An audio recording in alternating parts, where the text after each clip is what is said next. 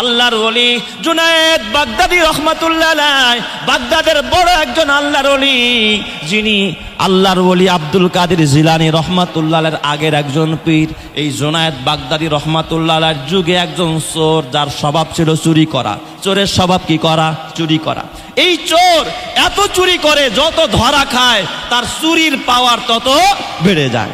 দেখবেন সে চুরি ছাড়তে পারে না, নেশায় পরিণত হয়ে গেছে। এই চোর চুরি করেছে, প্রথমে আঙ্গুল কেটেছে, তারপরে চুরি বন্ধ হয় নাই।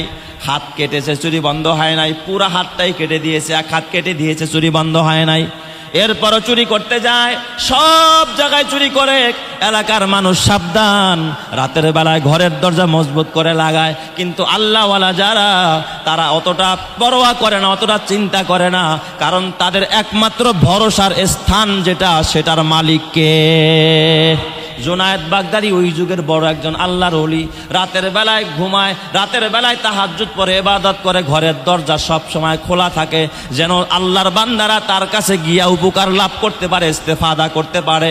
এই জন্য অধিকাংশ সময় জুনায়েদ বাগদাদীর দরজাটা বেশিরভাগ সময় রাতের বেলায় খোলা থাকতো। জোরে কোন সুবহানাল্লাহ। এই হাত কাটা চোর ওর তো স্বভাবে পরিণত হয়েছে চুরি করা। ও গিয়া ঢুকছে জুনায়েদ বাগদাদীর বাড়িতে। কার বাড়িতে? জুনায়েদ বাগদাদী যুগের বড় আল্লাহওয়ালা। জুনায়েদ বাগদাদীর ঘরে তেমন খাবার নাই, তেমন কোন টাকা পয়সা নাই, স্বর্ণ গহেনা অলংকার নাই। জুনায়েদ বাগদাদী মাত্র শুইছে, চোখে ঘুম ঘুম ভাব, কিন্তু ঘুমায় নাই। জুনায়েদ বাগদাদী বুঝছে ঘরের মধ্যে চোর ঢুকছে, কিন্তু জুনায়েদ বাগদাদী তাকায় দেখে, হায় হায়, এখন যদি আমি আওয়াজ করি, আমি উঠি, তাহলে তো চোরার চুরি করতে অসুবিধা হবে, সে মন মতো চুরি করতে পারবে না। কিন্তু জুনায়েদ বাগদাদী হঠাৎ কম্বল ফাঁক করে নজর করে দেখে যে এই চোর চুরি করতে আসছে। চোরের ডান হাতটা কাটা, ডান হাতটা নাই, শুধু আছে একটা হাত, বাম হাত। এই এক হাত দিয়া দিয়া তার ঘরে যা পাইছে কিছু মাল সামানা এক জায়গায় জমা করছে। জুনায়েদ বাগদাদী তাকায় দেখে ওই চোর, হাত কাটা চোর, সে এক হাত দিয়া মাল জমা করছে। জমা কইরা তারপর একটা বস্তা ভরছে।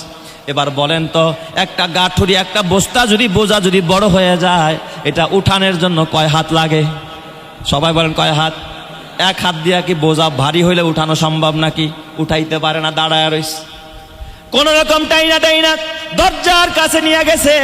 জুনায়েদ বাগদাদী ঘুমের মধ্যে চিন্তা করে, শুয়া শুয়া চিন্তা করে, আল্লাহ, এই চোর যদি মাল নিতে না পারে, ওর ঘরে হয়তো বার সন্তান অনাহারে থাকবে, ক্ষুধার্ত থাকবে। আল্লাহ গো, আর আমি যে সজাগ আছি, জাগ্রত আছি, এটা যদি চোর বুঝতে পারে, মাল ফালায়া দিয়া ভাগ্যা যাবে, তাহলে তো ওর ঘরের অভাব দূর হবে না। জুনায়েদ বাগদাদী চিন্তা করে, তাইলে ওর বোঝাটা তো এবার মাথায় উঠায়া দেওয়া দরকার, কারণ ওর একটা হাত নাই। এই হাত না থাকার কারণে চোর বোঝাটা মাথায় উঠানোর মতো ক্ষমতাও তার নাই। আল্লাহর ওলি চিন্তা করে, যদি সামনের দরজা দিয়ে আমি বের হই, চোরায় আমারে দেখে ফেলবে, পালায়ন করবে, মাল নিবে না। জুনায়েদ বাগদাদী আস্তে আস্তে কম্বল মুড়া দিয়া, বাতি তো আগের থেকেই নিবানো, পিছনের দরজা দিয়া বের হইয়া এবার একটা চাদর গায়ে দিয়া, সাধারণ পাবলিক যেমন রাস্তা দিয়া হাঁটে, জুনায়েদ বাগদাদী রাস্তা দিয়া হাঁটতেছে, যেন তাকে ডাক দেয় যে ভাই আমার বোঝাটা উঠায়া দেন। চোরাই যেন বুঝতে না পারে ইনি বাড়িওয়ালা। চিৎকার মেরে কন্যা আল্লাহু আকবার। জুনায়েদ বাগদাদী চাদরটা গায়ে দিয়া রাস্তা দিয়া সাধারণ পাবলিকের বেশে হাঁটতেছে। চোরা এবার ঘরের দরজা থেকে বের হইয়া ডাক দিছে, এই ভাই এদিকে আসো। কাছে গেছে, কয় কেন ডাকতেছেন? আমার বোঝা উঠায়া দাও। আসলে তো জুনায়েদ বাগদাদী বের হয়েছে বোঝা উঠানোর জন্য কিনা, নিজেই তো বোঝা উঠায়া দেওয়ার জন্য বের হয়েছে। এবার চোরায় তারা ডাকতেছে। এবার যখন বোঝা উঠাইতে চায়, মনে করছে চোরার মাথায় উঠাইয়া দেব।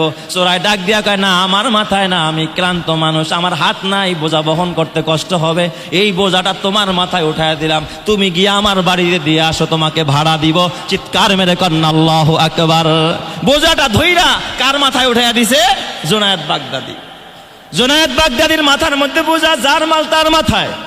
চোরায় কয়, আমি আগে আগে যাব, তুমি আমার পিছনে পিছনে যাইবা। জুনায়েদ বাগদাদীর নিয়া, মাল নিয়া চোরায় আগে আগে যায়, ঘরের ভিতরে নিয়া বোঝাটা নামায়া। এবার চোরায় পকেটে হাত দিতেছিল, মনে করছে এই লোকটা কুলি মানুষ, লেবার মানুষ, ওরে কিছু পয়সা দিয়া দেই, বোঝাটা বহন করে আনছে।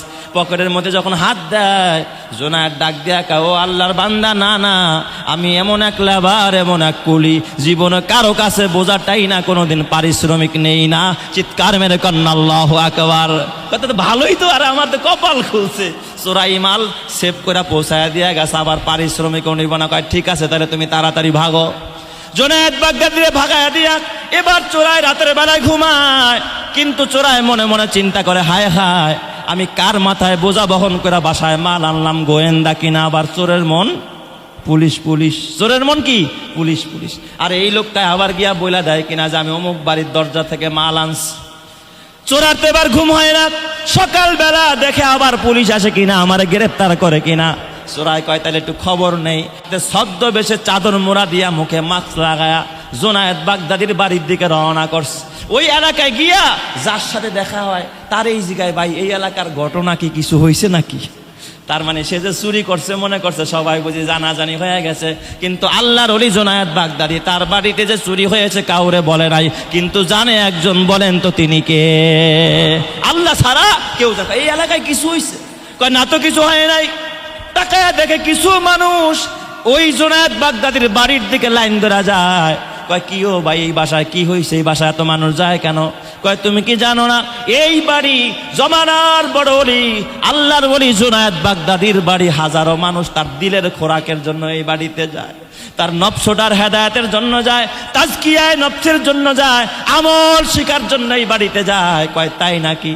কয় তাইলে আপনাদের সাথে আমিও যাইতে পারবো নাকি? কয় হ্যাঁ, তোমার জন্য দরজা খোলা। এবার চোরায় ছদ্মবেশে জোনায়েদ বাগদাদির ঘরে ঢুকছে, চেনে না যে এই মানুষটা তার বোঝা বহন কইরা তার বাসায় দিয়ে আসছে। হঠাৎ বয়ান শুনতেছে, নামাজের কথা শুনে, তাজকিয়ার কথা শুনে, তাসাউফের বয়ান যখন আরম্ভ করছে, সকলের চোখ দিয়া পানি পড়ে। চোরার চোখ দিয়া এবার পানি দরদর করে পড়ে। চোরায় কানতেছে আর ডাকতেছে মনে মনে, আল্লাহ, এটা কেমন মানুষ? রাতের বেলায় তার ঘরের মাল তার মাথায় রাইখাই তো আমি বোঝা বহন করায় আমার ঘরের মধ্যে নিয়েছি। তো সেই মানুষ হয়তো সে আমারে চিনে না, কিন্তু আমি তো তারে দেখা চিনে ফেলেছি। জোনায়েদ বাগদাদির দরবারে বৈশা ওই হাত কাটা চোরা এবার কান্নায় ভেঙে পড়েছে।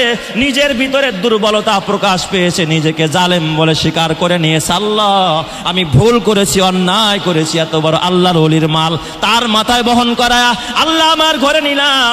আমি তো এখন আর দুনিয়ার মালের দিকে তাকাবো না। আল্লাহ গো, এর কাছ থেকে আমি এলেম নিতে চাই, হেদায়েত নিতে চাই। ওই লোকটা দাঁড়ায় গেছে বাম হাত উঁচা করে, ডাক দিয়া বলে, আল্লাহর ওলি, আপনি আমারে চিনেননি? ওই যে রাতের বেলা আপনার মাথায় বোঝা দিয়া যে চোরটা বাড়িতে মধ্যে বোঝা নিয়েছিল, আমি সেই চোর। আপনার মতো ভালো মানুষ আর পৃথিবীতে কেউ নাই। রাতের বেলায় মাল নিয়েছি, দিনের বেলা আপনার কাছে মাল নেওয়ার জন্য আসি নাই, আপনার এলেম নেওয়ার জন্য এসেছি, আপনার কাছ থেকে হেদায়েত নেওয়ার জন্য এসেছি। আপনি দয়া করে আমারে নতুন করে কালিমা পড়ান, আর আমারে বায়াত করে নেন, আমারে সবক দিয়া দেন। আজকে থেকে চুরি ছেড়ে দিলাম, আজকে থেকে আপনার গোলাম হয়ে, আপনার খাদেম হয়ে মরণ পর্যন্ত আল্লাহর পথে চইলা খোদার জান্নাতি হতে চাই। চিৎকার মেরে কান্না আল্লাহু আকবার। আল্লাহর ওলি জোনায়েদ বাগদাদি তার জন্য দোয়া করলেন। এমনকি একটা সময় সে আমল করতে করতে সে বড় আল্লাহর ওলি হয়ে গেছে। জোনায়েদ বাগদাদি পর্যন্ত তারে খেলাফত দিয়া দিছে। জোরে কোন সুবহানাল্লাহ। তার মানে তার এই যে একটা আমল, আল্লাহর ওলির দরবারে যাওয়া, আল্লাহওয়ালাদের সোহবতে যাওয়া, তার জীবনকে পরিবর্তন করে দিয়েছে। আপনিও যদি চিন্তা করেন, আল্লাহ, অতীত জিন্দেগি ভালো না, এই জিল হজের 10 দিন আমল করব, আল্লাহ জীবনকে ভালো করব, আল্লাহওয়ালাদের সোহবতে থাকবো। আল্লাহ তুমি আমাদের সবাইকে তৌফিক দান করো। সবাই বলি আমিন।